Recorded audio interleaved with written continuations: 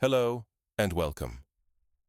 Tonight, we are embarking on a fascinating journey through one of history's darkest yet most transformative periods, the time of the Black Death, and what it was like to survive this devastating plague. Before you settle in, please take a moment to show your appreciation for the video and subscribe to the channel, but only if you genuinely find value in what I create here. And I would be delighted if you could leave a comment telling me where you are joining from and what time it is in your part of the world. It is always fascinating to see who is with us from across the globe. Now, I invite you to lower the lights, perhaps switch on a fan to create a gentle background hum, and let us begin our journey for this evening together. Imagine this. You have just awakened. The year is 1347, and you are in Europe. The morning air is crisp as you open your eyes, stretching your body on your mattress filled with straw. You are not in a private bedroom of the kind you might be accustomed to. Instead, you find yourself in a single-room cottage, sharing the space with the rest of your family. The walls are constructed from wattle and daub. As you may know, this is a wooden framework filled with a mixture of wet soil, clay, and straw. It is surprisingly effective at keeping out the cold, although the thatched roof above your head does sometimes spring a leak when heavy rains arrive. As you get to your feet, your nose is filled with a collection of familiar smells. The lingering smoky scent from the hearth where the fire burned last night, the earthy fragrance of the packed dirt floor beneath your feet, and the sharp, distinct scent of bodies that have not been washed. In medieval times, bathing is not a frequent activity. The fortunate thing is that no one really seems to mind, because everyone smells more or less the same. Your stomach rumbles, signaling its hunger. If you are fortunate, there might be some bread remaining from the previous day, although it is likely as hard as a rock by now. You would soften it by dipping it into some ale. Yes, even the children drink a weak ale during these times. It is frequently safer to drink than water, which could make you severely ill if it comes from a tainted source. Outside your little cottage, the village is already beginning its day. You can hear the distant lowing of cattle, the clucking of chickens, and the voices of your neighbors calling out to one another as they start their daily labors. The majority of people here are peasants. They cultivate the land, either as free tenants who pay rent to the local lord, or as serfs who are tied to the land and are required to provide their labor as a service. Life in your medieval village follows a predictable rhythm. The days are marked by the rising and setting of the sun.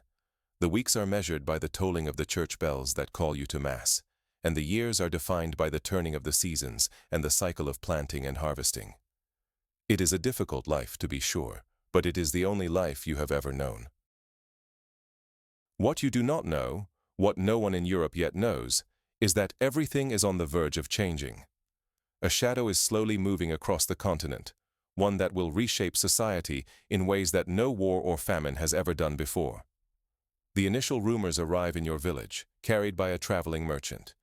He offers exotic goods from faraway lands, silks from the east, spices from distant shores. But this time, he brings something more: stories. They are terrifying stories about a sickness that has been wiping out cities along the trade routes. He says people are dying in the thousands, overcome by a strange sickness that causes a fever, painful swellings, and leads to an almost certain death. Some of the villagers make the sign of the cross and whisper prayers. Others brush off the stories as mere exaggerations. After all, alarming rumors often travel much faster than the truth. The merchant continues on his way, and for a short time, life carries on as it always has.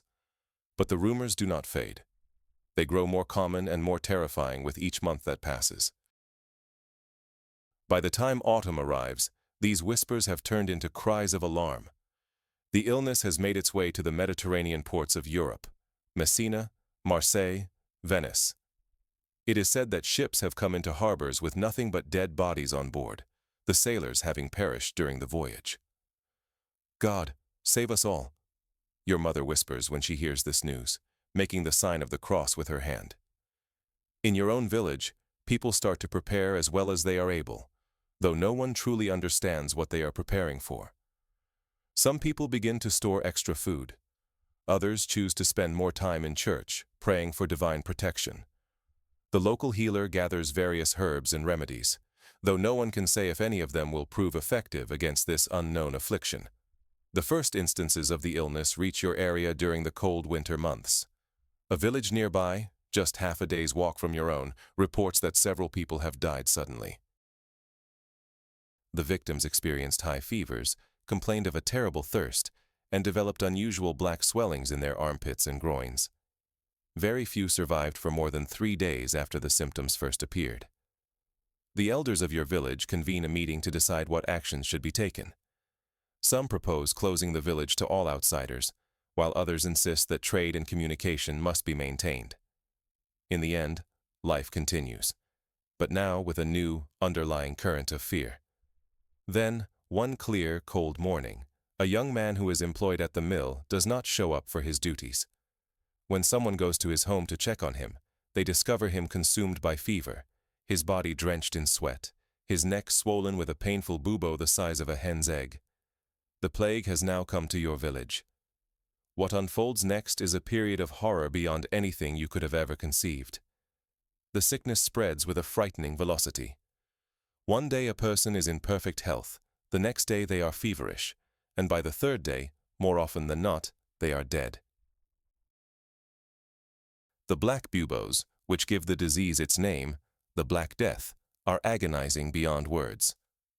Some victims begin to cough up blood, a sign that the disease has invaded their lungs, and these unfortunate individuals rarely survive for more than a day or two. It is a punishment from God, some people declare, whipping themselves as a form of penance for their sins. It is caused by bad air, others assert, carrying bouquets of flowers to protect themselves from the foul miasma they think is responsible for the disease. It is the Jews poisoning the wells, a few mutter darkly, although your village does not have any Jewish residents, and such accusations make very little sense. The reality, which no one in the 14th century could have possibly known, is that the Black Death is caused by a bacterium named Yersinia pestis. This microscopic organism lives in the digestive system of fleas, which, in turn, travel on the backs of rats. These rats, stowaways on ships and ever-present companions in medieval towns and villages, have unintentionally carried death across entire continents. When a flea carrying the infection bites a human, it regurgitates the bacteria into the person's wound. The bacteria then multiply at a rapid rate, frequently causing the lymph nodes to swell, creating those painful buboes. If the bacteria manage to reach the lungs, they cause pneumonic plague, which can be transmitted directly from one person to another through coughing and breathing. But you are not aware of any of this. All you know is that people are dying, and it seems that no one has the power to stop it. Your village, much like thousands of others all over Europe, is transformed by the plague. The church bells, which used to ring to mark the passing of hours and to call people to prayer, now toll without stopping for the dead. Eventually, there are too many deaths to be announced, and the bells cease to ring at all. The deceased are buried swiftly and with very little ceremony. The elaborate funeral rituals that once signified a person's journey from this world to the next are gone. Now, bodies are gathered on carts and transported to mass graves. Some families, completely devastated by multiple deaths, have no one left to bury their loved ones, and bodies might remain in homes for days until neighbors or parish officials come to remove them. Fear transforms how people interact with one another. Those who still have healthy family members might block their doors to any visitors, while those with sick relatives often discover that they are being shunned by everyone else. Some people escape to the countryside, hoping that the distance will shield them from the disease. Others turn to their faith with a renewed intensity, marching through the streets while flagellating themselves to pacify what they see as divine wrath. The priests, who are supposed to be a source of solace, are themselves dying at an alarming rate. Their duties mean they must administer the last rites to the dying, which exposes them to the contagion constantly. Many of them run away, deserting their congregations in this time of greatest need. Those who choose to remain often fall victim to the disease themselves. Your family has, up to this point, been fortunate. Even though the plague is raging all around you, no one in your immediate household has become sick. You have heard accounts of entire families being wiped out in the neighboring villages, of children who were orphaned only to die themselves just days later, of lovers torn apart by death only hours after they had promised each other eternal devotion. But in a world where the Black Death kills between 1/3 and 1/2 of the population, your good fortune cannot last forever. One morning, your younger brother mentions that he does not feel well. By noon, he is burning with a high fever. By evening, the unmistakable swelling shows up on his neck, and you understand what this signifies. Your mother cares for him day and night, placing cool cloths on his feverish forehead, attempting to persuade him to take small sips of water or weak ale. Your father talks about taking him to the monastery, where the monks are treating the sick. But everyone is aware that the monasteries are completely overwhelmed, and many of the brothers themselves have become victims of the plague. For 3 days, your brother's condition deteriorates. The bubo on his neck grows larger, turning a fierce red and then black. His breathing becomes strained, and he cries out in a state of pain and delirium. You all take turns sitting with him, even though your fear makes you want to maintain a safe distance. On the 4th day, an unexpected event occurs. While most victims of the plague grow worse and die at this point, your brother's fever suddenly breaks. He is weak, terribly weak, but he is conscious. The bubo is still there, but it has become somewhat softer, and over the course of the next few days, it bursts and drains. It is a disgusting sight, but it is also a sign of hope. Against all probability, your brother is one of the small number of people who will survive the Black Death. What you cannot know is the reason he survived when so many others perished. Modern science would one day find that certain people possess a genetic mutation known as Delta 32, which offers some defense against the plague bacterium. This mutation has an effect on a protein called CCR5, located on the surface of white blood cells, which makes it more difficult for the bacteria to get inside and take control of the immune cells. Your brother may very well have this mutation, and it is possible that others in your family do as well. This genetic anomaly, a mere random occurrence in nature, would provide certain families and individuals with a real chance to fight against the most lethal pandemic in human history. And strangely, centuries later, scientists would find that this very same mutation also provides protection against another lethal disease: HIV, the virus that leads to AIDS. The Black Death, by selecting for survivors who had this genetic characteristic, would unintentionally help to shield some of their descendants from a disease that would not come into being for another 600 years. But that is a tale for a different time. For the moment, your family celebrates your brother's recovery as the miracle that it appears to be. Not everyone is so lucky. As the weeks go by, the plague continues its deadly campaign. Your village, which once held perhaps 200 souls, is now reduced to fewer than 100. Fields are left uncultivated, as the people who would have worked them are either dead or too occupied with caring for the sick or burying the dead. The lord of the manor, who resides in a stone house on the hill that looks down upon the village, has lost his wife and 2 of his children. Even having wealth and high status provides no defense against the Black Death. Curiously, some individuals appear to be immune to the plague despite being constantly exposed to it. The village gravedigger, a rather unsavory man who steals from the dead before he buries them, handles plague-ridden bodies every day, yet he never displays any symptoms. A midwife who looks after the sick when she is not delivering babies also stays healthy, in spite of her hazardous work. Much like your brother, they may possess a genetic defense, though people in the medieval period would credit their survival to divine intervention, or perhaps to suspicious dealings with dark powers. Food begins to run low as the harvest is left unattended and trade slows to a trickle.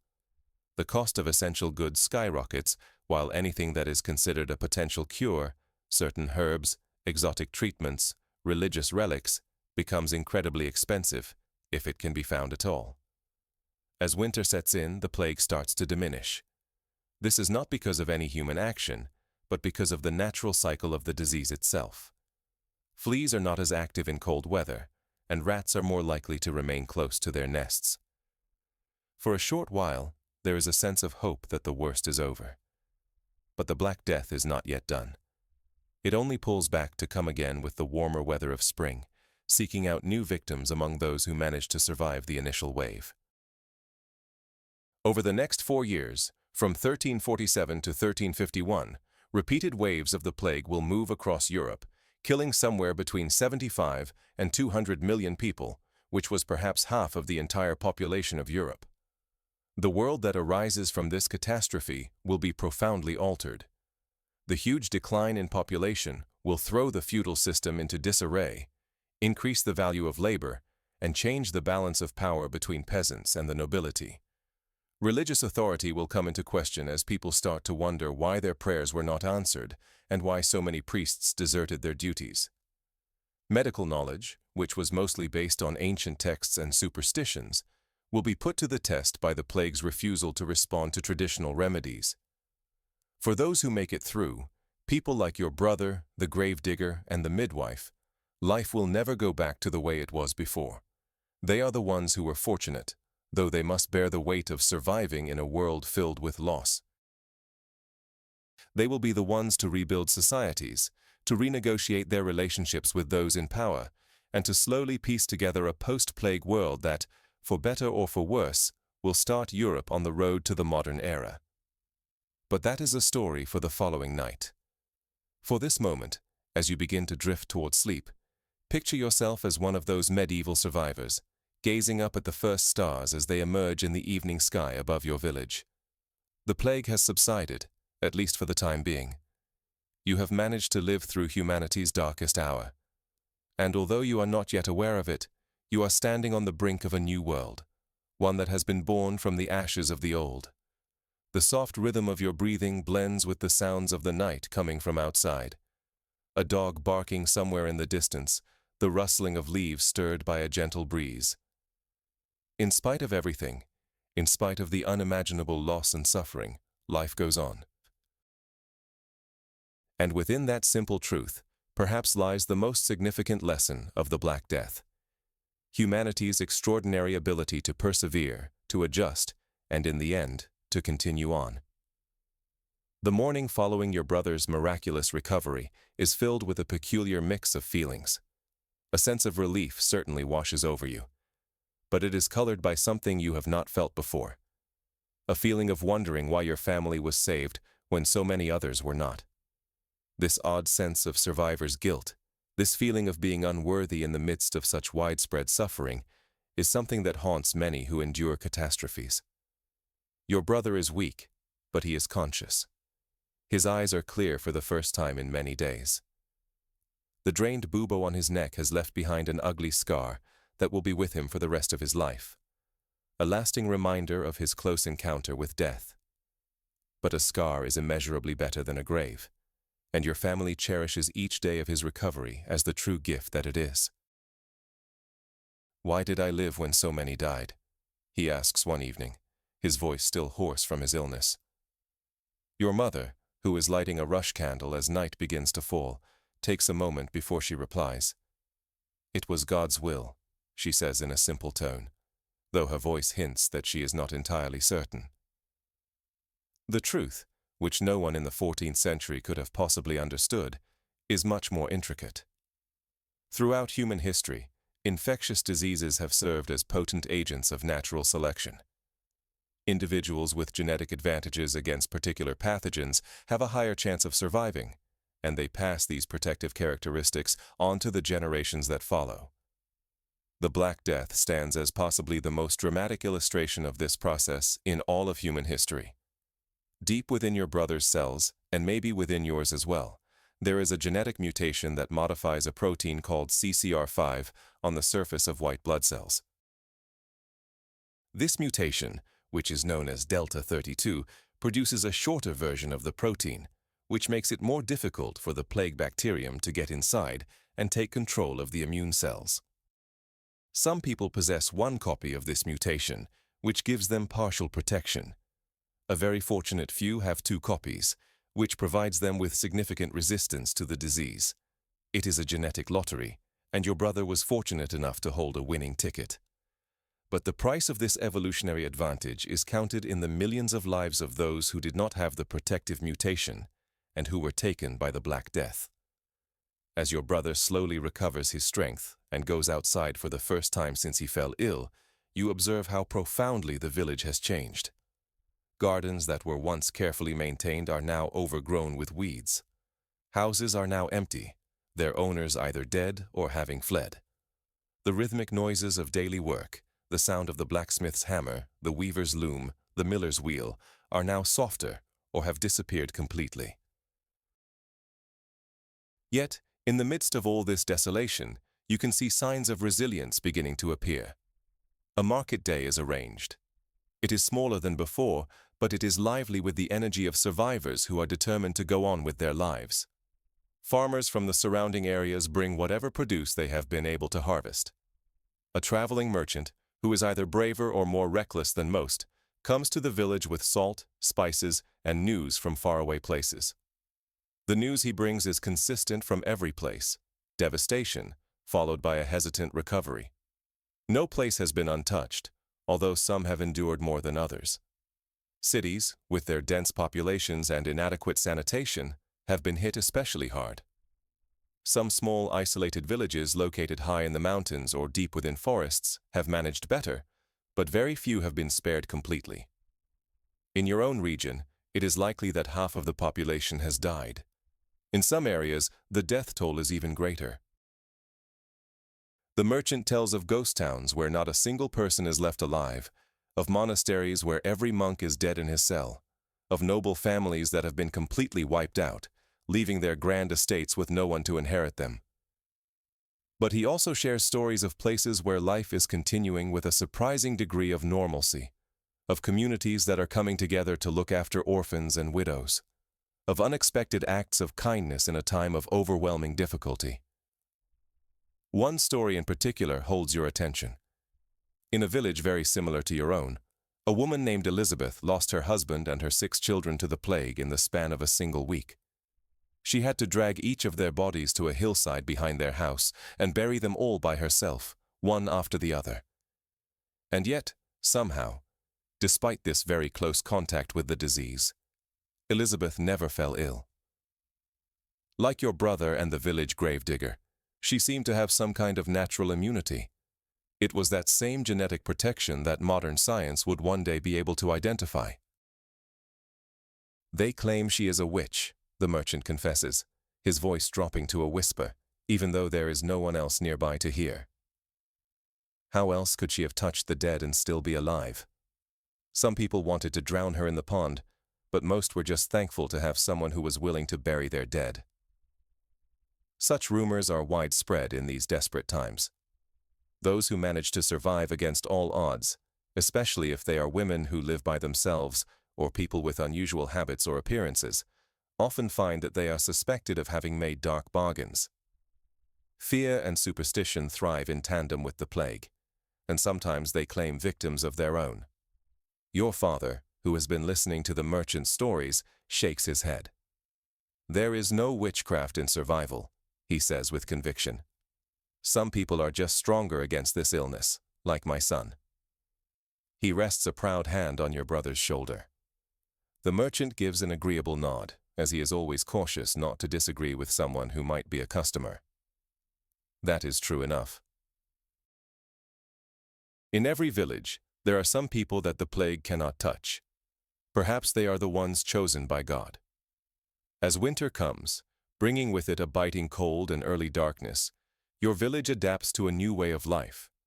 There are fewer people to feed, which means the stored food will last longer than usual, a small blessing.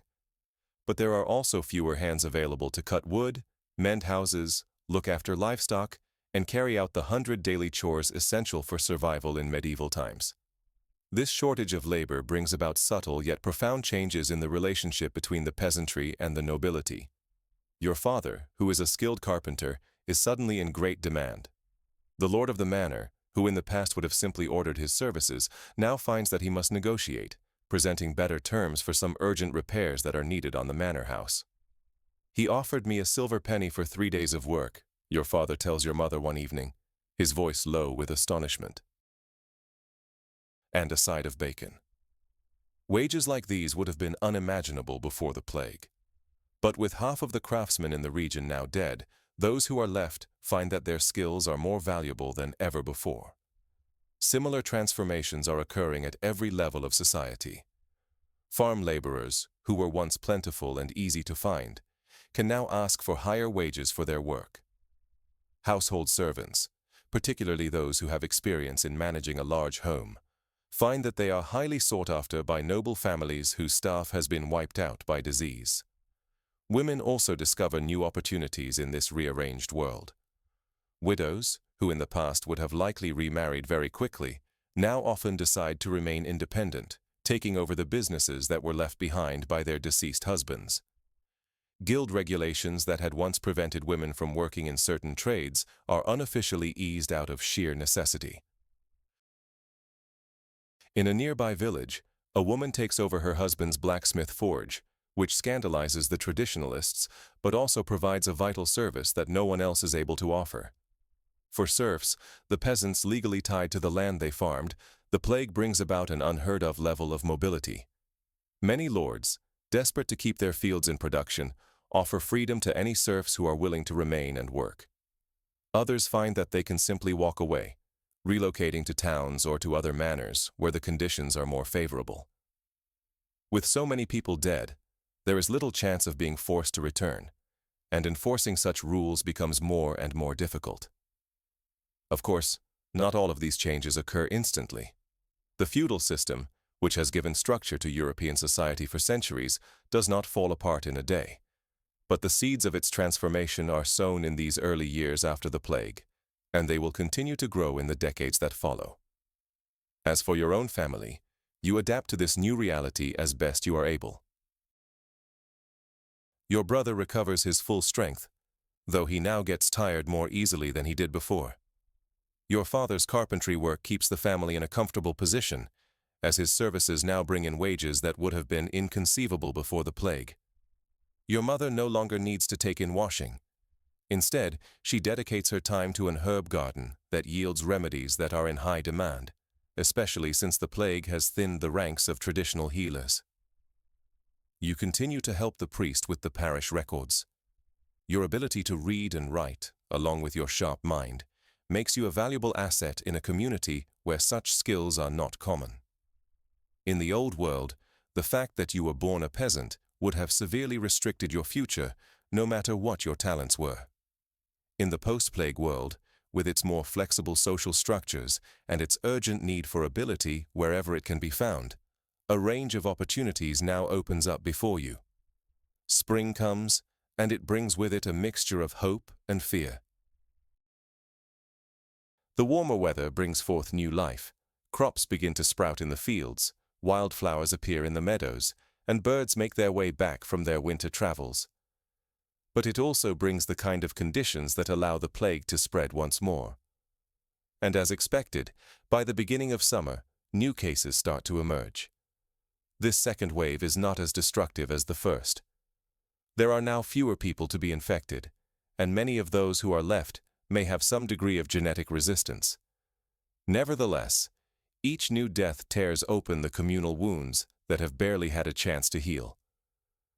One afternoon, as you are assisting the priest with updating the parish death register, a grimly long list, you pose a question that has been on your mind. Father, why did God send the plague? The priest, an older man whose face is a map of weary lines, thinks for a moment before he speaks. Some say that it is a punishment for our sins, he says at last. Others think that it is a test of our faith. The Pope himself has called for prayer and penance to bring an end to this scourge. He dips his quill into the ink and adds another name to the register. But I have watched the most devout die in agony, while well-known sinners have remained untouched. I have prayed at the bedsides of innocent children as the plague took them. He lets out a deep sigh.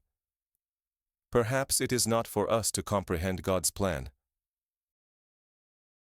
This crisis of faith is happening in communities all across Europe. The plague challenges the medieval religious worldview. If it is a divine punishment, then why does it affect both the virtuous and the sinful without distinction? If prayer and penance are the solution, then why do the most devoted monasteries have some of the highest death rates? The authority of the Church, which was once almost absolute in matters of worldly misfortune, starts to show fractures that will grow wider in the centuries to come. Medical knowledge is confronted with similar difficulties.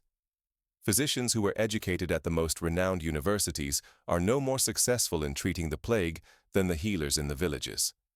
Their complex theories, which are based on the balance of bodily humors and the alignment of the stars, cannot account for why some people recover while others die, or why some communities are hit harder than others.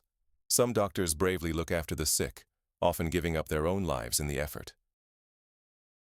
Others flee as soon as the first signs of an outbreak appear, choosing self-preservation over their professional obligations. Those who decide to stay often wear a peculiar protective attire: long robes coated in wax, gloves, and a mask with a shape like a bird's beak, which is filled with herbs and spices that are thought to clean the air. This strange costume, which would become a famous symbol in later plague outbreaks, actually does very little to shield them from the true source of the infection. In the absence of any effective official remedies, communities begin to create their own ways of dealing with the plague. Some of these are founded on superstition, such as carrying talismans, saying charms, or staying away from black cats or people with red hair. Others have a surprising amount of practical use, such as isolating the sick, burning the personal items of plague victims, and keeping things clean. None of these measures can provide total protection, but these practices developed by the community sometimes do help to slow the spread. Your village puts several such measures into effect. Houses where the plague has been are marked with white crosses on their doors. Anyone visiting from outside the village has to wait for 3 days in a specially designated hut before they can enter, to make sure they are not showing any signs of the disease. The dead are buried very quickly, with as little ceremony as possible, and their belongings are burned. These safety measures are helpful, but they cannot stop the plague completely. By the middle of the summer, your village has lost another dozen people to this second wave, which is a significant loss for a community that was already reduced by the first outbreak. One of the victims is the lord of the manor himself, a man in his 50s who had managed to survive the first wave, only to be taken by the second. His death sends ripples of change through the local social structure.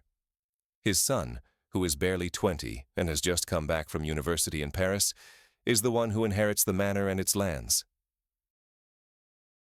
This new lord, being young and shaped by new ideas from his education, has a different way of running the estate than his father did. He understands the shortage of labor and the new balance of power, and he offers more favorable terms to his tenant farmers. Serfs who consent to stay and cultivate the manor's fields are given their freedom and more reasonable rents. Those with particular skills, like your father, are granted privileges that were once only for those of a higher social standing. Not all of the nobles are so quick to adjust to the new situation.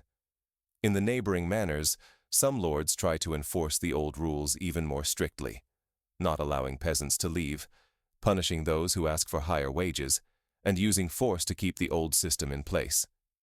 These attempts rarely have long-term success. The peasants simply depart, looking for better conditions in other places.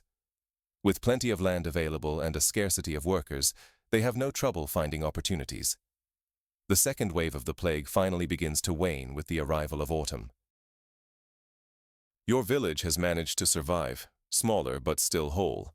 Out of the original 200 inhabitants, perhaps 90 are left. The fields have been reorganized, with the most fertile land being given priority for farming. Houses now stand empty, their wood and thatch slowly being taken for other purposes. And yet, life has an incredible way of returning to normal, even after a disaster. Children are once again playing in the village square. The rhythms of farm life, planting, tending, and harvesting, go on, now adjusted for a smaller workforce. People get married, babies are born, business starts up again.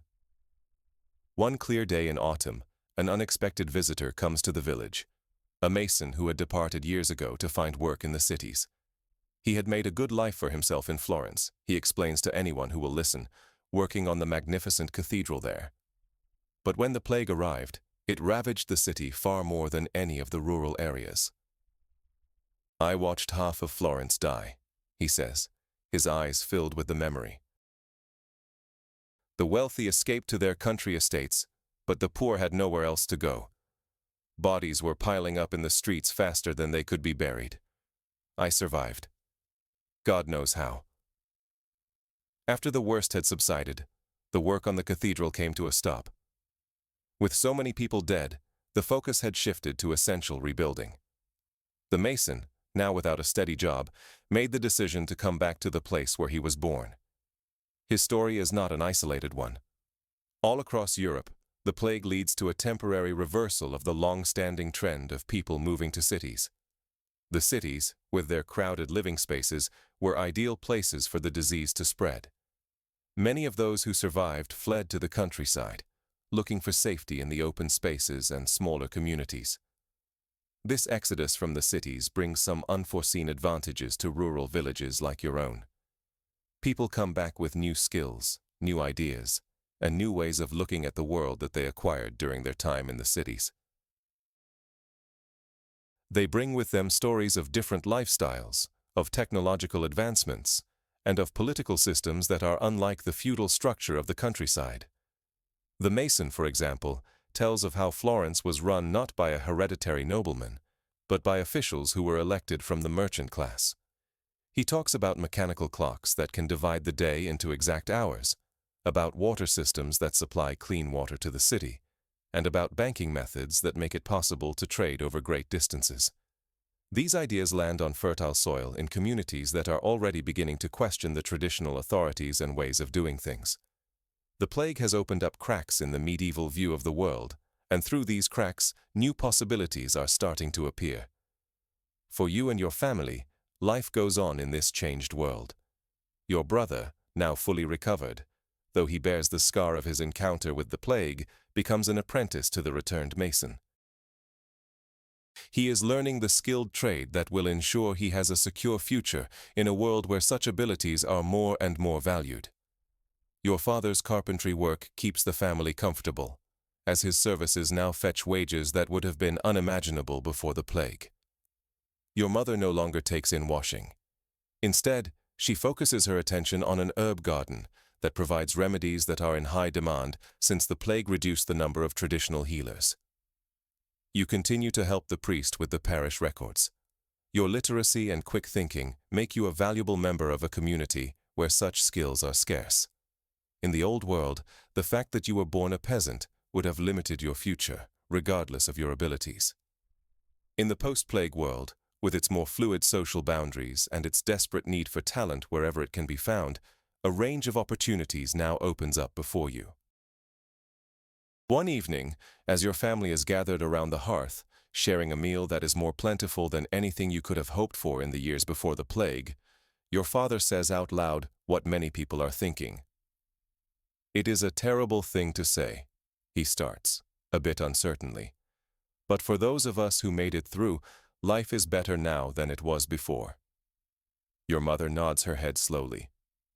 "More food, better pay, more freedom," she says in agreement. "But it is built on countless graves." This is the uncomfortable contradiction that lies at the very center of the post-plague world. For those who were lucky enough to survive, whether it was due to a fortunate genetic makeup like your brother, a lucky set of circumstances, or simply being isolated from sources of infection, the new world presents advantages that the old one never could have offered. The massive drop in population creates chances for social mobility, economic progress, and personal liberty that would have been unthinkable in the crowded, strictly organized society that existed before the plague. And yet, these advantages have been gained at an unimaginable price: the lives of millions, the shattering of families, communities ripped apart, and knowledge and culture that were lost along with the people who carried them. No survivor can truly appreciate their bettered situation without being aware of this somber reality. As you begin to drift off to sleep that night, you find yourself thinking about what lies ahead. The plague has subsided for now, but no one thinks that it has disappeared for good. It will come back, just as it has before, bringing with it new waves of death. And yet, humanity will find a way to survive, adjusting to each new outbreak, creating new ways to respond, and slowly accumulating the knowledge that will, centuries later, finally overcome this invisible foe. What you cannot know is that you are at a pivotal moment in history. The world that will rise from the ashes of the Black Death will be fundamentally different from the one that came before. The seeds of the Renaissance are being sown in these years of recovery. The rigid feudal system is starting its long, slow process of decline. The unquestioned authority of the traditional power structures, both secular and religious, has been profoundly shaken. And on a biological level, the plague has reshaped the human species itself, selecting for genetic traits that will affect health and resistance to disease for many generations to come. Your brother's survival, far from being just a matter of personal good fortune, is a chapter in the evolutionary story of humanity's unending dance with the microscopic organisms that both support and endanger us. Tomorrow, as a new day begins in your transformed world, you will carry on with the task of rebuilding, of adapting, of discovering a way to move forward. That is what survivors of plagues have always done throughout history. They continue on, carrying the weight of their memories while looking toward the future. And by doing so, they reshape the world in ways that will be felt for centuries to come. The story of survival that we have been tracing through the Black Death of the 14th century is by no means the only account of bravery and genetic good fortune in humanity's long history with the plague. As the gentle darkness of sleep surrounds you, let us travel forward in time to a different village, to another outbreak, and to another extraordinary story of sacrifice and survival. 300 years have gone by since the first devastating waves of the Black Death moved through Europe. It is now the summer of 1665, and we are in Am, a small village located in the beautiful hills of Derbyshire, England. Am, as you may know, is pronounced just like Eam. It is a tranquil community of about 800 souls, who are mostly farmers and lead miners that work the rich veins of ore that run beneath the limestone terrain. Life here moves to the familiar rhythms of rural England. The villagers get up with the sun, look after their fields and their animals, work in the small local industries, go to services at the parish church of St. Lawrence, and meet at the local tavern to exchange news and enjoy each other's company. It is a very close community where everyone knows everyone else, where families have resided for generations, and where the ties of neighborly support have been strengthened through shared times of joy and sorrow. What the people of Am are not aware of is that they are about to be put through the greatest trial they could ever imagine, one that will place the name of their village in the history books and make their collective sacrifice legendary. The plague has made its way back to England.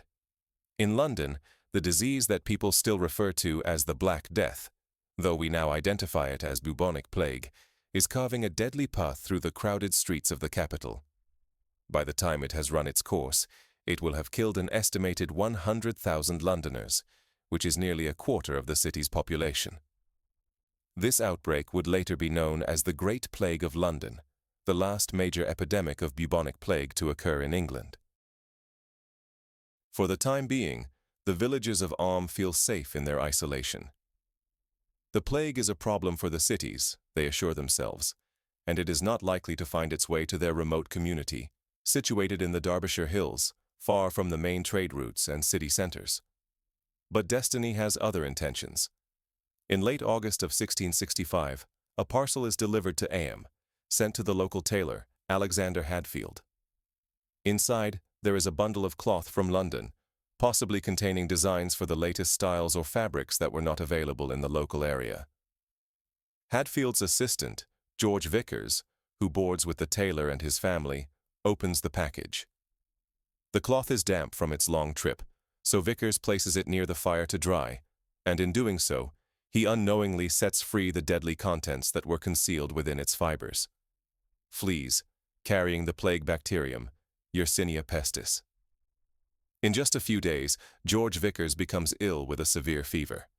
The classic buboes, the swollen and painful lymph nodes, emerge on his neck and in his armpits. The village looks on in horror as this strong young man quickly gets worse. By September 7, 1665, Vickers is dead. He is the first victim of the plague in Am. A wave of panic moves through the community as more people fall ill. By the end of September, 4 more residents of Am have died, all of them from households that were located near where Vickers was staying. The plague has established its initial presence. As autumn continues, the situation becomes more dire. More villagers get sick, and the number of deaths increases. Some families lose several members in the span of just a few days. The gravediggers are barely able to manage the growing number of fatalities. The usual reaction in these situations is to flee. In London, anyone who had the means to do so, including King Charles II and his court, had escaped the plague-ridden city to find safety in their country homes. The wealthier residents of Am also start to get ready to depart, to find shelter in areas that are not infected until the threat has passed.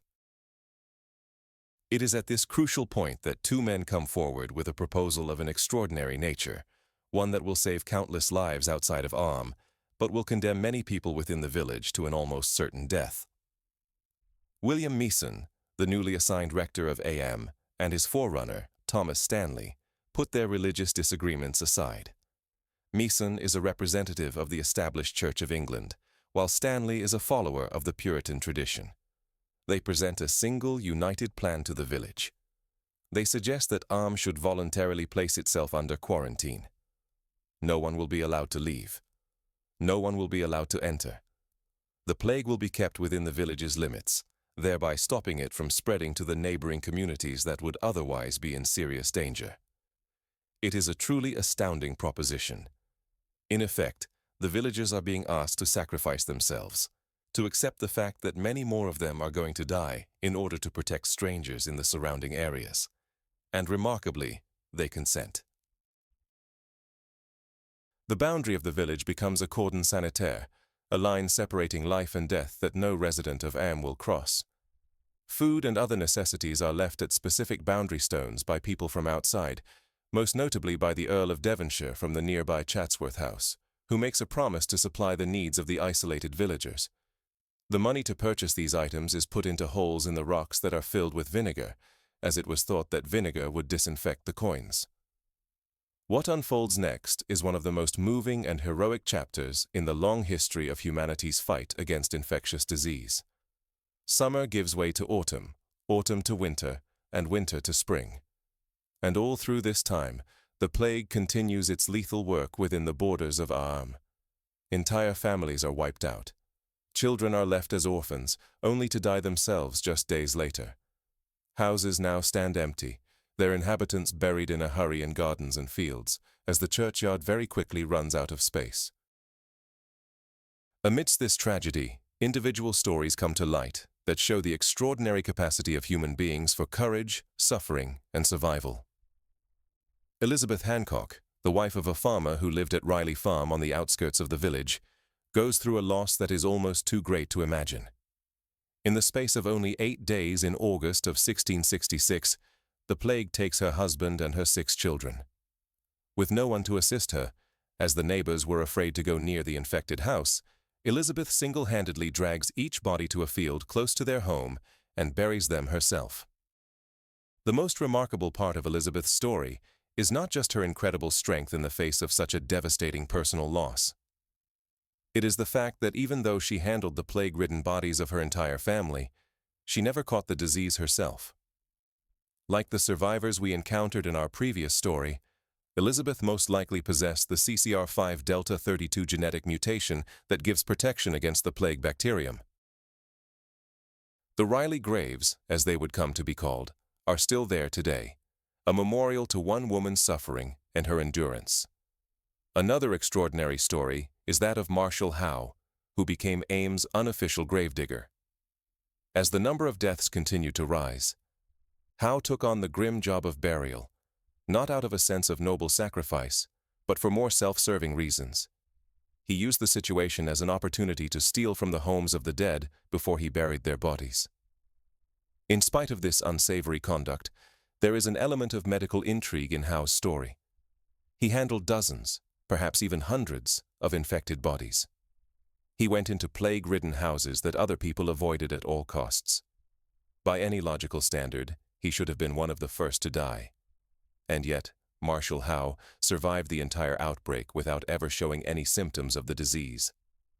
Modern science once again points to a probable reason: the protective genetic mutation that stops the plague bacterium from getting into his cells. What Howe thought was luck or divine protection was, in reality, the outcome of a tiny change in his DNA, one that provided him with an advantage in humanity's evolutionary struggle against this microscopic foe. Then there is the heart-wrenching story of Emmett Seidel and Roland Torre, two young lovers who were kept apart by the village quarantine. Emmett lived inside Am, while Roland was from a nearby village outside the boundary. When the quarantine was put into effect, they were suddenly and indefinitely separated. Not wanting to lose all contact, they made arrangements to meet at a safe distance from each other across Cucklet Dell, a natural ravine that formed part of the village border. There, by standing far away from each other to prevent any chance of transmitting the infection, they could at least see one another and speak words of comfort and love.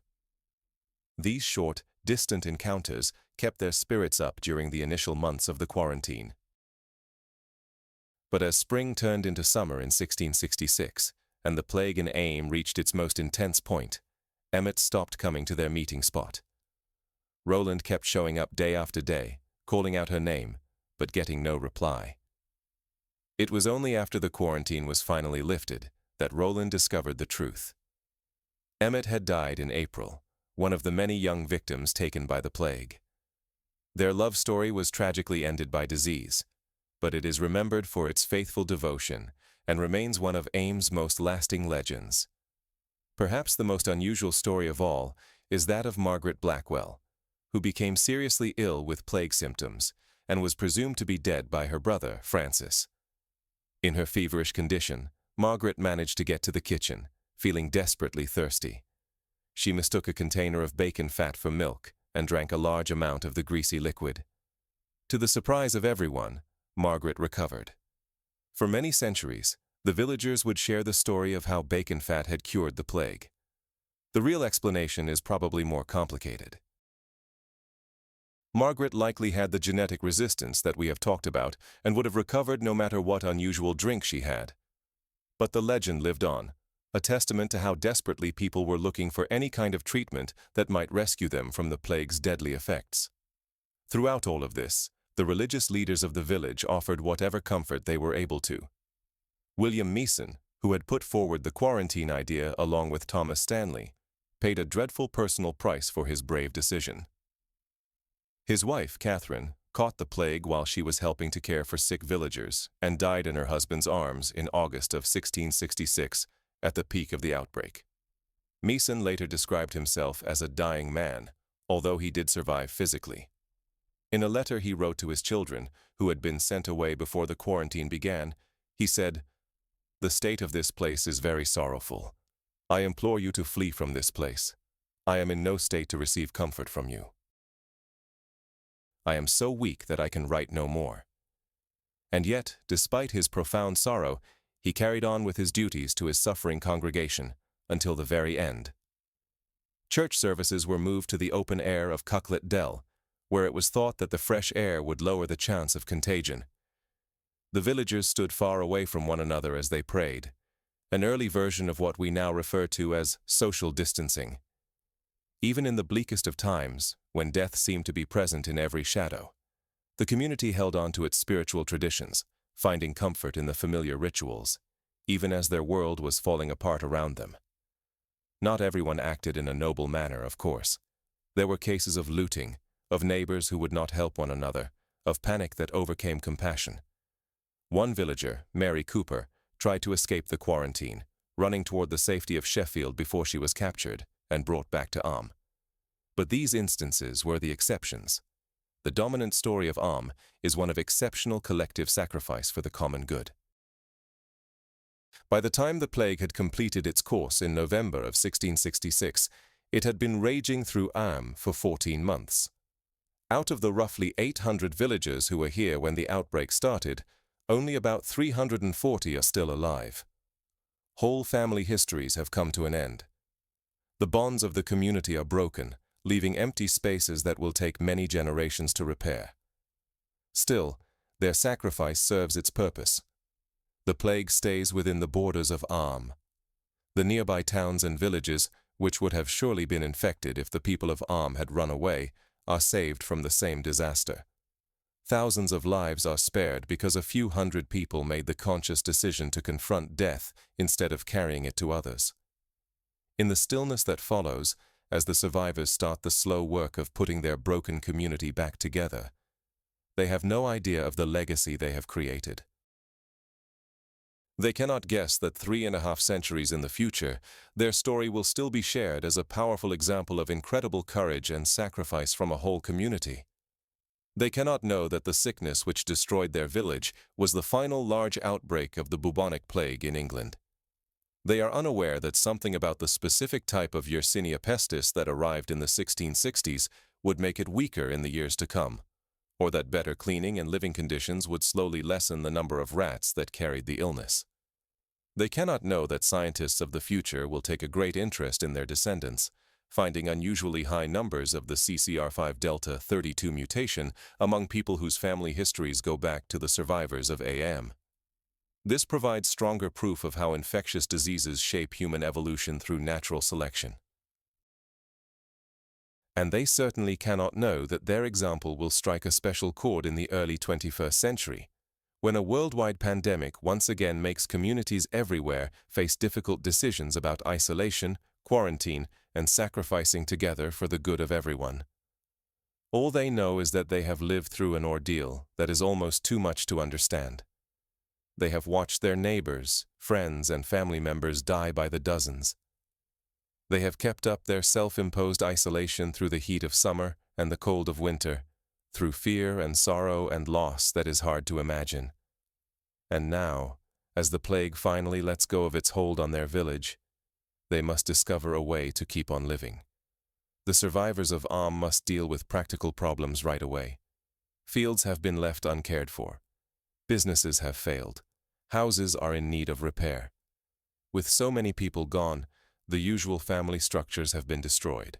Children without parents need new homes. Widows and widowers have to decide if they should marry again. Who owns property becomes a difficult question when entire families have been lost. Yet, the human ability to recover, which we've seen in all of our plague stories, shows itself once more. New families are created from the pieces of those that were broken by the disease. Distant relatives come back to take over empty properties and bring new energy to the weakened village. People with useful skills are suddenly very sought after, and they can ask for better pay than they could before. The plague has acted as a dreadful but efficient kind of natural selection. Those who make it through, whether because of their genes, good fortune, or a mix of reasons, become the base for the village's renewal. Their descendants will carry the genetic inheritance of plague resistance, even though they will not understand this gift for centuries. For some survivors, the emotional wounds never completely close. Elizabeth Hancock, who buried her whole family with her own hands, does get married again and has more children, but villagers say that she is never quite the same person. A faraway expression appears in her eyes from time to time, as if she is seeing ghosts from that awful week when death took everyone she loved. Marshall Howe, the dishonest gravedigger who survived against all expectations, finds himself somewhat avoided by others, despite his seeming immunity. The villagers recall how he took things from the dead, and while his help was needed during the emergency, the return of peace brings a time to judge his actions. William Mompesson, heartbroken with sorrow after losing his cherished wife, leaves Am in 1669 to accept a position in another place. He does get married again and lives to be 71 years old, but his letters show that he never forgets the terror of those plague months or the sacrifice of his Catherine. As for the village itself, Am's population slowly returns, though some family names vanish from its records forever. The quarantine becomes a part of local history, a story told from one generation to the next with both pride and sadness. In the 19th century, as Victorian England grows very interested in notable events from history, the story of AM is rediscovered and made famous. The plague village, as it comes to be called, starts to attract visitors who are curious about its tragic past. The Riley graves, the boundary stones, and other physical reminders of the quarantine become unofficial memorials. By the 21st century, Am is a popular stop on historical tourism journeys through Derbyshire. The village museum tells the story of the plague and the quarantine. The parish church has artifacts and memorials on display. A Plague Sunday service has been held every year since 1866, honoring the community's sacrifice. But Am is not just a point of historical interest. It is still a living community where the descendants of plague survivors continue to live. Some have the same last names as those who lived through the 1665–66 outbreak, the Hancocks, the Siddalls, the Blackwells, and some genetic tests have shown they still carry the CCR5 delta 32 mutation that might have protected their ancestors from the plague. The story of Am serves as a reminder that history is not just a list of dates and events to be learned. It is the real experience of actual people dealing with unbelievable situations. People whose decisions, sacrifices, and survival form the world we live in today. As the gentle darkness of sleep settles over you more completely, hold on to the image of Am village as it is today. Peaceful, charming, with its stone cottages and flower gardens that give little sign of the tragedy that once happened there. Yet in the memorial plaques, in the preserved boundary stones, in the carefully kept Riley graves on the hillside, the past is still present. The villagers who decided to isolate themselves, knowing that many would die because of it, could not have guessed how long their story would last or how much it would mean to future generations. They acted out of immediate care for their neighbors in the surrounding towns, not for a place in history. And maybe that is what makes their sacrifice so moving. It was done without any thought of being recognized or rewarded, but simply because it was the right thing to do. In a world that often seems to put individual gain before the well-being of the group, Am is a reminder that human beings are capable of amazing selflessness when the situation requires it. Tomorrow night, we will explore how the world was altered in the wake of these plague outbreaks, how societies rebuilt, how positions of power changed, and how the biological inheritance of plague resistance continues to affect human health, even in our own time. But for tonight, let the courage of Am's villagers go with you into your dreams, a quiet symbol of humanity's ability to sacrifice, to survive, and ultimately, to hope.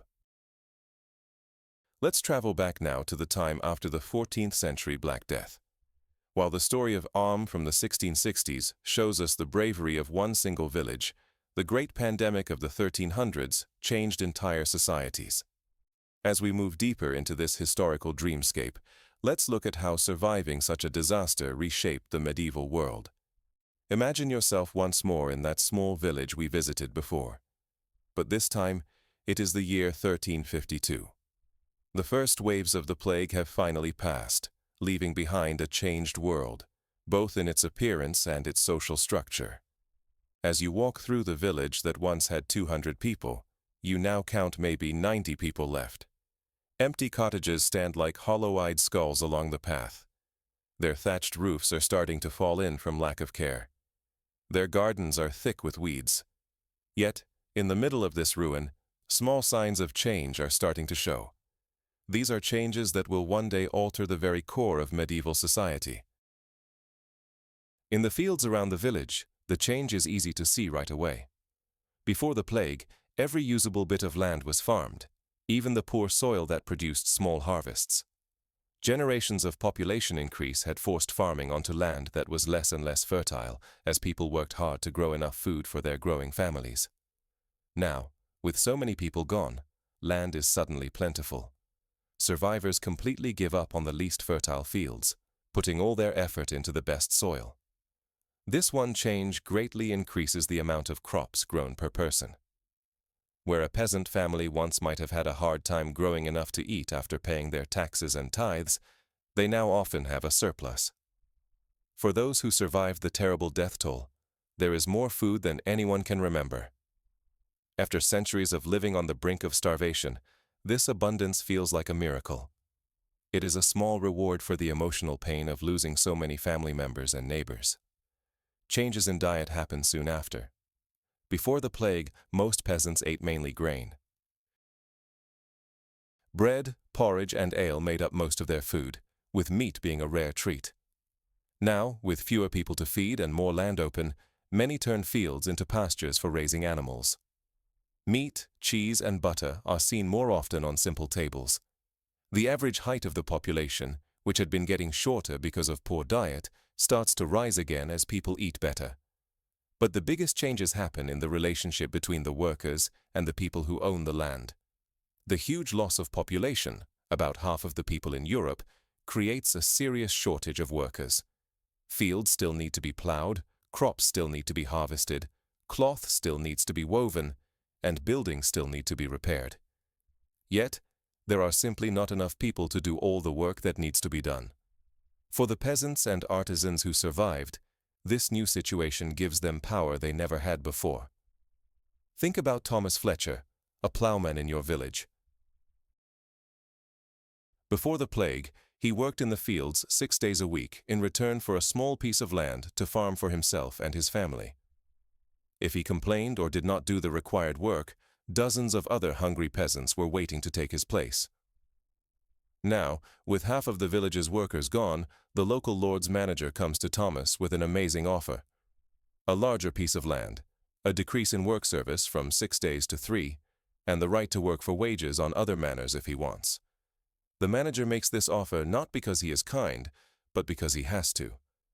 Without Thomas's expert plowing, the fields will not be planted, and everyone, including the lord of the manor, will go hungry.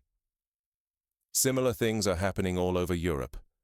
Peasants who for generations had been tied to the land as serfs suddenly have choices. Many landlords offer freedom from serfdom to encourage workers to stay on their lands. Others change work duties into simple rent payments, letting peasants farm the land however they want, as long as they pay the set amount. For skilled workers, the changes are even bigger. Masons, carpenters, blacksmiths, and weavers all find that their skills are desperately needed. Wages for these workers double, triple, or even quadruple in the years right after the plague. A skilled carpenter who once could hardly feed his family now builds a 2-room house with glass windows, wears better clothes, and eats meat 3 times a week. These changes worry the nobility and the rich merchant classes. They see the old social order falling apart as former serfs demand better treatment and common laborers live like minor nobles. All across Europe, leaders try to stop wages from rising above pre-plague amounts and force workers back to their old situations. In England, the government creates the Ordinance of Labourers in 1349, and then the more detailed Statute of Labourers in 1351. These laws stopped employers from offering higher wages than were paid before the plague, did not allow workers to leave their homes to find better jobs elsewhere, and tried to set prices for food and other items. Similar laws are passed across Europe. France puts wage controls in place in 1351, as does the city-state of Florence. The Spanish Kingdom of Castile tries to stop peasants from moving with its own labor laws. But these attempts mostly do not work. The shortage of workers is just too great. The economic forces are too strong. Making people follow the laws proves almost impossible in country areas, where local officials, who often needed to stay on good terms with the remaining workers, looked the other way when the rules were broken. Workers found clever ways to get around the wage limits. A carpenter who was not allowed to take more than a certain daily wage might be given gifts of food, clothing, or housing on top of his official pay. A farm worker might work slowly or poorly unless he was offered better terms than the law permitted. For those trying to enforce the laws, the numbers were clear. Before the plague, a lord might have had 100 peasants working his land. Now he has 50 or even fewer. Punishing one worker by putting him in jail or fining him only makes his labor shortage worse. And if he treats his workers too badly, they might just leave, no matter what the law says about it, because they know they will be able to find work somewhere else. The situation reaches a boiling point with several peasant uprisings across Europe. In 1358, the country areas around Paris explode in the Jacquerie Rebellion, as peasants attack castles and noble estates. Even though it is harshly put down, it shows the newfound confidence of the working classes. In England, tensions build for decades until 1381, when they burst out in the Peasants' Revolt. Led by Wat Tyler, Jack Straw, and a radical priest named John Ball, tens of thousands of common people march on London. They demand an end to serfdom, the removal of the disliked poll tax, and more social equality. John Ball's famous sermon expresses the revolutionary feeling of the time. When Adam delved and Eve span, who was then the gentleman? He asks, questioning the whole idea of an aristocracy. From the beginning, all men were created equal, and our bondage or servitude came by the unjust oppression of wicked men. Although the English revolt, like the Jacquerie, is eventually stopped through a mix of false promises and extreme force, it marks a deep change in how people think. Peasants who once saw their lower position as God's will now openly challenge the social order. Workers who before had little choice but to take whatever terms were given now demand better treatment as their right. The economic and social changes after the plague are not just in the countryside. Towns and cities go through their own major changes. Cities had suffered especially high death rates during the pandemic because they were so crowded. Florence, one of medieval Europe's biggest cities, loses as much as 75% of its people. This terrible loss creates chances for those who survive. Housing, which used to be hard to find and expensive in successful cities, suddenly becomes easy to get and affordable. Apprentices find themselves promoted to master status years earlier than they would have, as guilds lose many of their older members. Women, who were usually kept out of many jobs, start working in trades left open by dead male relatives. Think of the story of Margareta, a weaver's widow in a small market town. Before the plague, she was allowed to help her husband in his workshop, but she could not work as an independent artisan. Guild rules clearly stated that women could not own a weaving business. When her husband dies from the plague, leaving Margareta with his tools, loom, and the skill she gained working with him, the weakened Weavers Guild has a choice to make. They can enforce the rule against female members and lose a skilled worker, or they can adapt to the new situation. Faced with fewer members and a growing demand for cloth, the Guild accepts Margareta as a full member, one of dozens of similar compromises made across Europe as need becomes more important than tradition.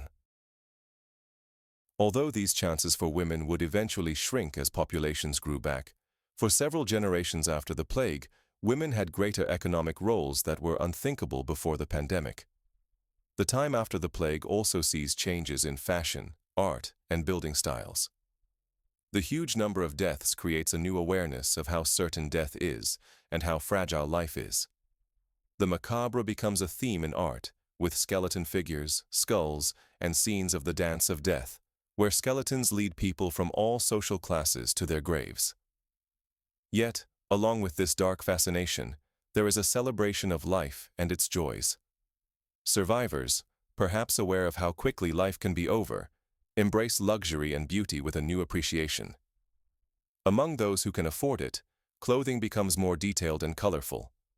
The plain, practical clothes of earlier medieval times are replaced by rich fabrics, bold patterns, and styles that show social standing. The nobility, worried about commoners dressing above their class, try to enforce sumptuary laws that say what each social class is allowed to wear. These laws, like the wage controls, turn out to be mostly impossible to enforce. A wealthy artisan's wife might technically be forbidden from wearing silk, but if she can afford it, who in her community has both the power and the desire to stop her? Religious beliefs also go through their own change. The Church, which had controlled medieval thinking and spiritual life, faces a crisis of authority.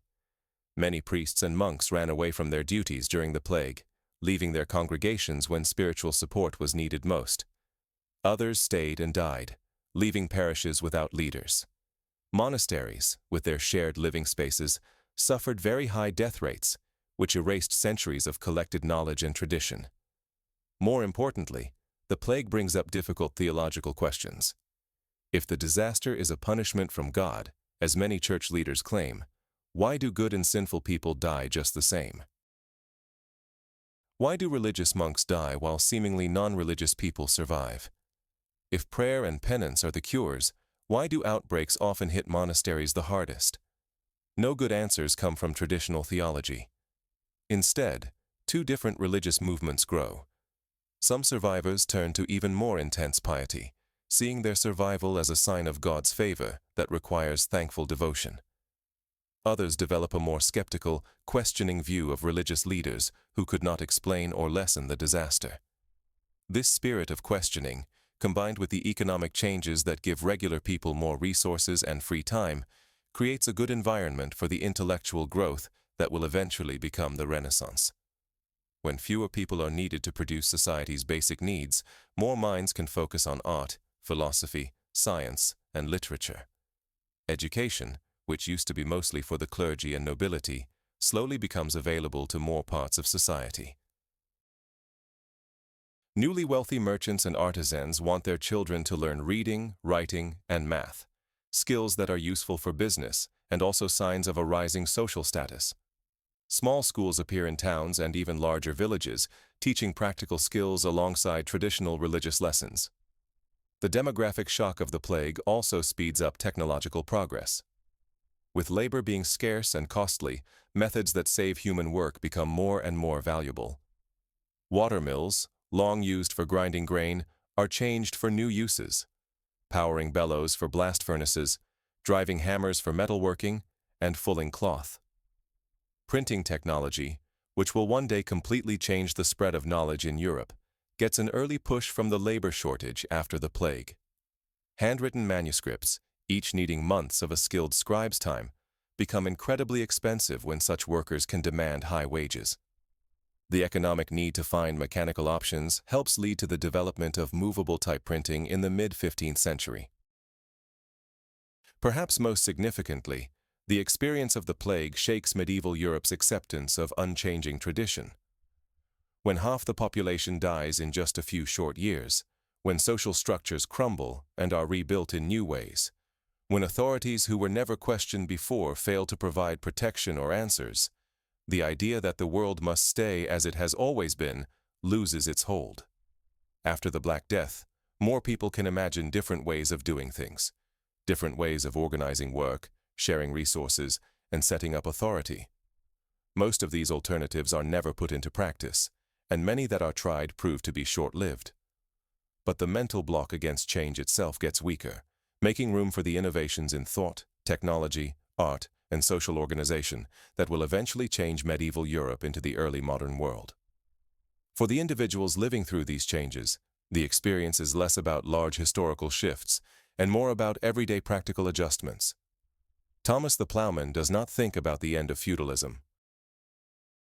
He thinks about getting better terms from the manor's manager so his family can eat better than before. Margareta the Weaver does not see herself as part of a gender revolution. She is just using her skills to support herself after losing her husband. Yet these individual adjustments, repeated by millions of survivors all over Europe, together change society. Like water slowly wearing away stone, the countless small decisions made by ordinary people in extraordinary times wear down and eventually reshape the seemingly solid structures of medieval life. Not all of these changes are positive right away, of course. The labor shortage that helps workers causes problems for many landowners. Some estates fail completely, their owners unable to adjust to the new economic situation. Churches, monasteries, and charitable groups that relied on steady rents and donations have trouble keeping up their operations with less income. Crime goes up in some areas as poorly supervised young men with more money spend it freely on alcohol and get into trouble. Abandoned properties in the countryside sometimes become hiding places for outlaws.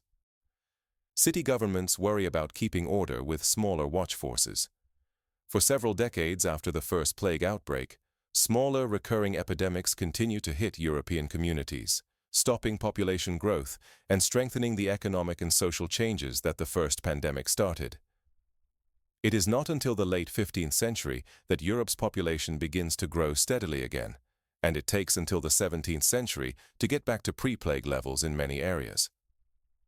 This long period of low population means that the changes started by the Black Death have time to become established.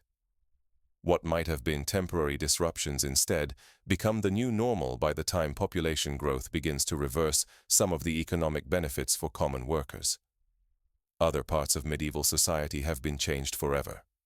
For the peasant family we have followed in our story, the decades after the plague bring slow improvement.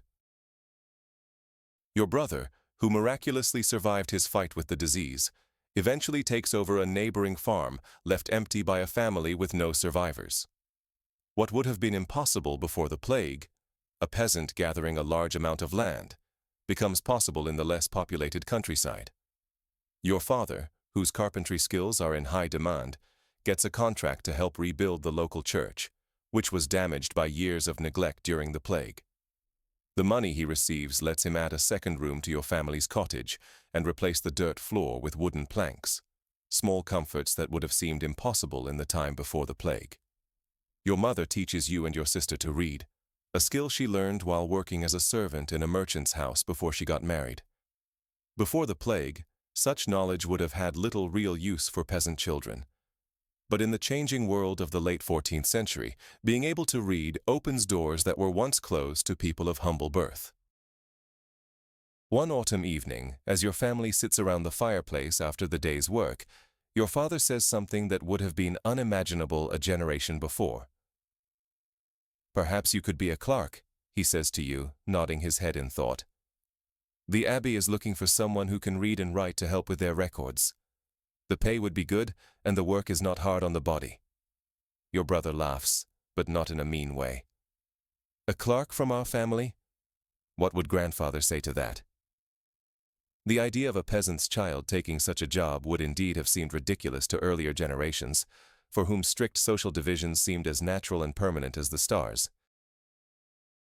But as you go to sleep that night, the idea settles in your mind, not as a wild dream, but as a real possibility.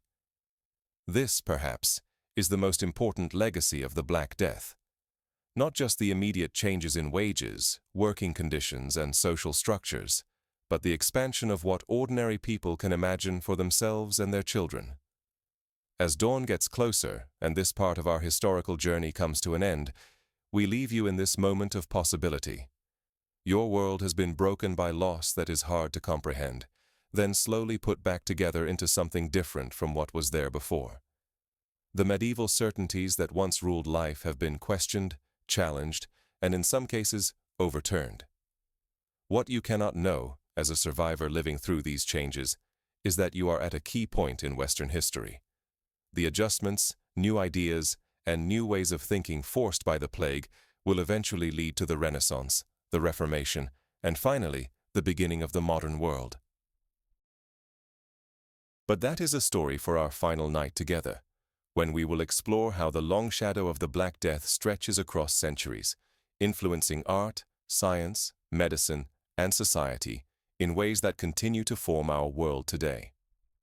As our journey through the world of plague survivors comes near its conclusion, let's broaden our perspective to see how the effects from the Black Death continue to spread through time, shaping the world in ways that are both small and large. The echoes of this medieval disaster can still be heard today in our bodies, our societies, and how we understand disease. Let's start with what is maybe the most amazing legacy: the biological inheritance passed down by the descendants of plague survivors. Remember the CCR5 Delta 32 mutation we talked about? The genetic detail that protected some medieval Europeans from the plague. This tiny change in DNA did not go away when the plague left. It was passed down through generations, becoming more common in the European gene pool because those who had it were more likely to survive and have children. Fast forward 600 years to the late 20th century. A new pandemic appears, HIV/AIDS, which kills millions of people around the world. Medical researchers, working quickly to understand this new disease, make a surprising discovery. Some people seem to be naturally resistant to HIV infection, even after being exposed to it many times. More research shows why. Many of them have the CCR5 Delta 32 mutation, the same genetic change that helped their ancestors survive the Black Death. The link becomes clear when scientists figure out how both diseases work. Both the plague bacterium and HIV use the CCR5 protein as a doorway into human cells. The Delta 32 mutation changes this protein, essentially blocking the door that these germs try to use. A genetic adaptation that was chosen by one deadly disease in the 14th century unexpectedly gives protection against a completely different threat in the 20th. This discovery led to the creation of new HIV drugs that block the CCR5 receptor, doing what the mutation does naturally. In a very real way, medieval plague survivors have helped to save lives in our modern time. Their genetic legacy gave a vital clue in the fight against a disease they could never have imagined. But the biological effect of the plague goes beyond this one mutation. The Black Death acted as a powerful force of natural selection, possibly affecting other parts of the immune system in Europeans. Today's population comes mostly from the survivors, those whose bodies, for different genetic reasons, were better able to fight off the attack of Yersinia pestis. Some scientists believe that certain autoimmune diseases that are more common in European populations, conditions where the immune system attacks the body's own tissues, might be an accidental result of this selection. Our ancestors survived the plague because their immune systems were especially strong. That same increased reactivity, however, may make their descendants more likely to have conditions like rheumatoid arthritis or multiple sclerosis, where the immune system becomes too active. These biological links between the past and present remind us that pandemics do not just kill and then disappear from history. They change the genetic makeup of the surviving population, creating changes that last for centuries or even thousands of years after the immediate crisis is over. The social and economic changes from the Black Death also proved to be very long-lasting. Although the immediate effects, the labor shortages, wage increases, and social mobility we explored last night, eventually faded as Europe's population recovered, certain basic changes became permanent. Think about the system of serfdom, which had tied peasants to the land for generations before the plague. In Western Europe, this system never fully recovered from the disruption caused by the Black Death. Though landlords tried to bring back old rules, the population numbers worked against them. Land stayed relatively plentiful, and labor was scarce for centuries, giving workers power that slowly wore away feudal duties. By the end of the Middle Ages, serfdom had mostly disappeared from England, France, and the Low Countries. It was replaced by different rental agreements that allowed much more personal freedom. Peasants still worked the land, but more and more as tenants who paid rent instead of as serfs, who were bound by inherited duties of labor and obedience. Eastern Europe took a different course. There, the nobility managed to bring back and even strengthen serfdom after the plague, creating what historians call the Second Serfdom, which would last into the 19th century. This split between Western and Eastern European social systems, one moving toward more freedom for common people, the other toward stricter control, would have a deep influence on how these regions developed later on. The Black Death also sped up basic changes in religious life. The Catholic Church, which had controlled medieval thought and spiritual life, faced challenges to its power after the plague. Questions about why prayers were not answered, why religious parades failed to stop the disease, and why devout monks died alongside sinners created cracks in the structure of unquestioning faith. These cracks would get wider in the centuries that followed. The Protestant Reformation of the 16th century, with its challenge to Catholic authority and its focus on individual understanding of Scripture, found a receptive audience in a population that was already inclined to question religious traditions.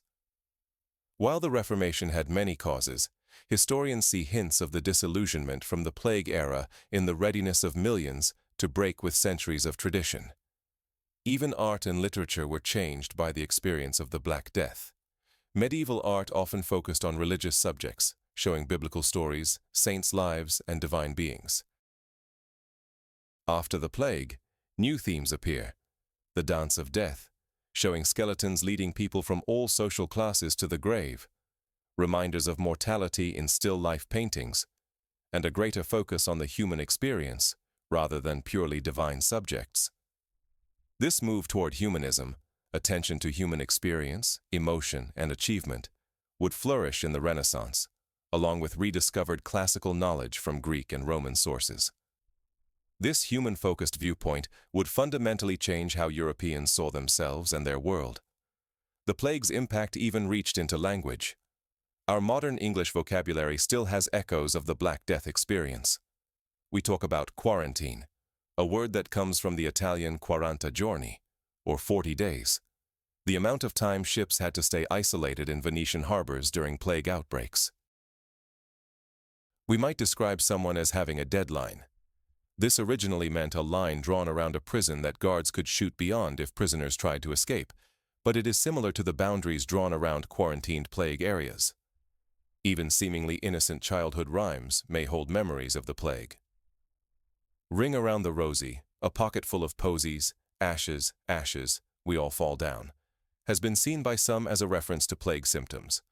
The rosy rash, attempted cures, sweet-smelling posies carried to fight off disease, and the outcome, ashes from cremation, falling down in death. Although scholars argue about this interpretation, it shows how deeply plague imagery might be set in our cultural memory. The Black Death also changed humanity's relationship with disease itself. Before the plague, sickness was usually seen as either a punishment from God or the result of unbalanced body humors, with little idea of contagion as we understand it today. The plague's clear pattern of spread, moving along trade routes and passing from person to person in close contact, made it impossible to deny the contagious nature of at least some diseases. Communities came up with practical responses that, while not based on germ theory, which would not appear until the 19th century, still included effective public health actions. Ships were quarantined, infected houses were isolated, and plague victims and their belongings were often burned. Cities created public health boards with special powers during outbreaks, setting up principles of epidemic control that would influence public health practices for centuries.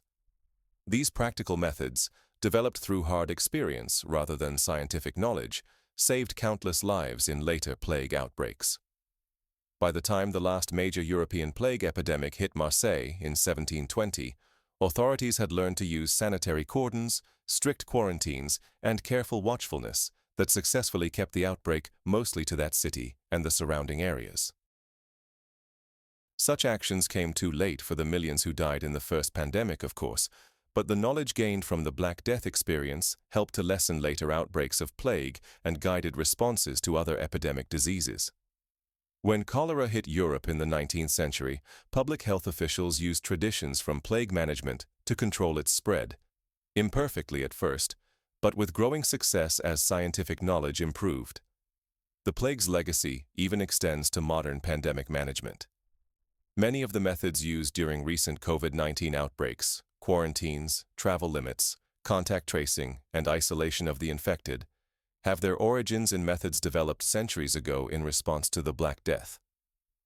Even the conflict between economic effects and public health actions echoes medieval arguments about whether to close city gates and markets during plague outbreaks. Perhaps most significantly, the Black Death experience shaped how humans think about disaster itself. Medieval Europeans lived in a world where sudden disaster seemed always present. War, famine, and smaller disease outbreaks regularly took lives. But the size and speed of the plague went beyond anything in living memory or written history. This encounter with almost apocalyptic death forced a kind of collective psychological adjustment. Communities that survived learned they could withstand loss that was previously unimaginable and still go on. Individuals found stores of resilience they might never have known they had. Societies developed institutional memory and adaptive practices for future crises. This ability for resilience when facing disaster remains one of humanity's most valuable strengths. Throughout history, communities have faced disasters that seemed impossible to overcome. Yet somehow, life goes on. People mourn their dead, rebuild their homes, adapt their ways, and move forward, carrying the memory of what was lost while creating something new from what is left.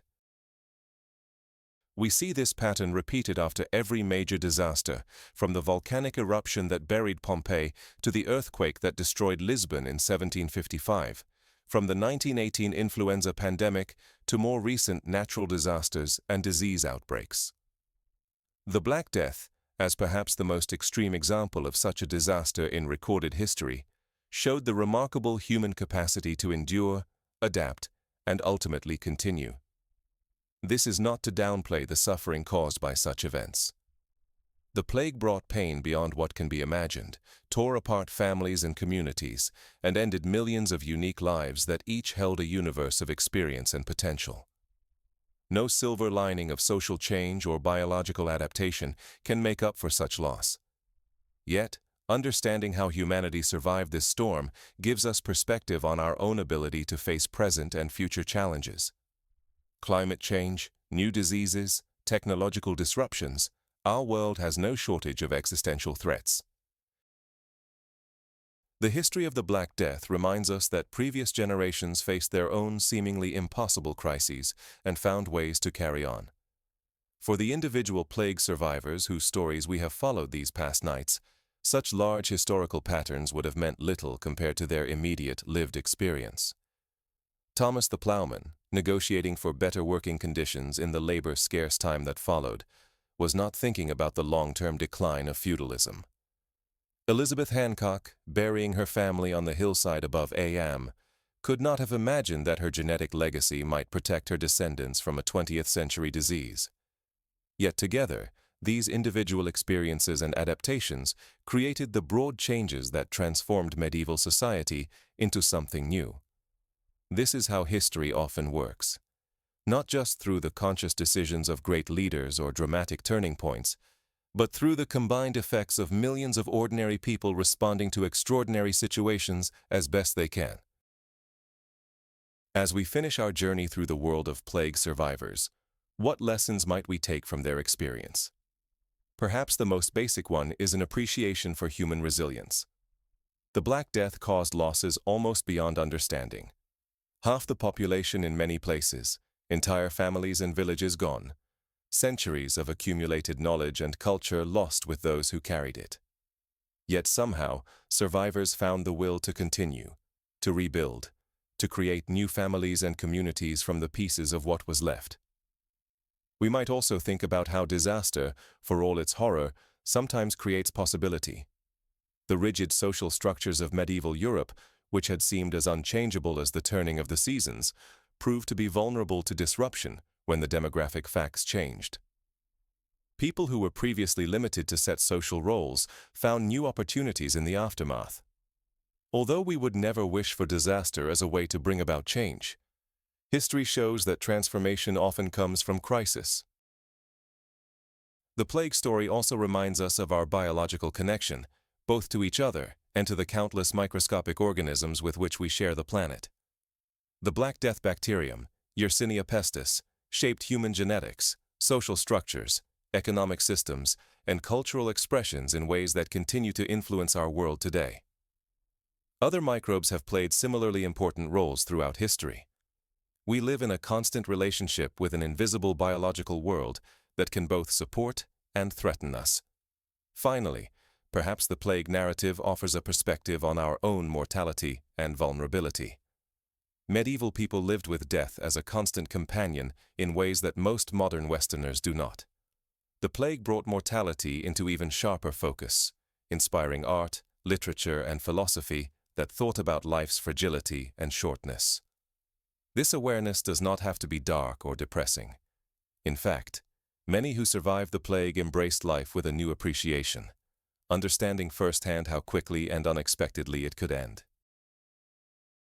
There is wisdom in this perspective, not a fearful obsession with death, but a clear-eyed recognition of life's preciousness precisely because it is limited and uncertain. As our story ends and sleep gets closer, imagine once more that medieval village we first visited, now a generation after the plague has passed. The population has started to recover, with new children playing in the streets and young families living in cottages that stood empty for years. The survivors, who are now elders, carry the memory of what happened, both the horrors they saw and the changes they helped to create in the aftermath. They could not have known how their experience would echo through centuries, influencing everything from genetic inheritance to social structures, from artistic expression to approaches to public health. They simply lived their lives as best they could in circumstances they never chose, showing that remarkable human capacity for adaptation and perseverance that has carried our species through countless challenges. And perhaps that is the most comforting thought to carry into your dreams, that we, like those plague survivors, have resources of resilience and adaptability that we may not know we have until circumstances require them. That life, for all its fragility, shows a persistent tendency to continue, to rebuild, to find new ways forward when old ones are blocked. The Black Death survivors could never have imagined our world, with its medical technologies, instant global communication, and scientific understanding of the very bacterium that caused their suffering. Nor can we fully picture the world our descendants will live in generations from now. But like those medieval ancestors, we move forward, carrying both the wounds of past disasters and the insights gained from surviving them, contributing in ways both small and large to the ongoing human story. Sleep well, knowing you are part of this long continuum of human experience, connected to those who came before and those who will follow, with each generation facing its own challenges, and each finding its own ways to endure, adapt, and ultimately continue the remarkable journey of our species through time.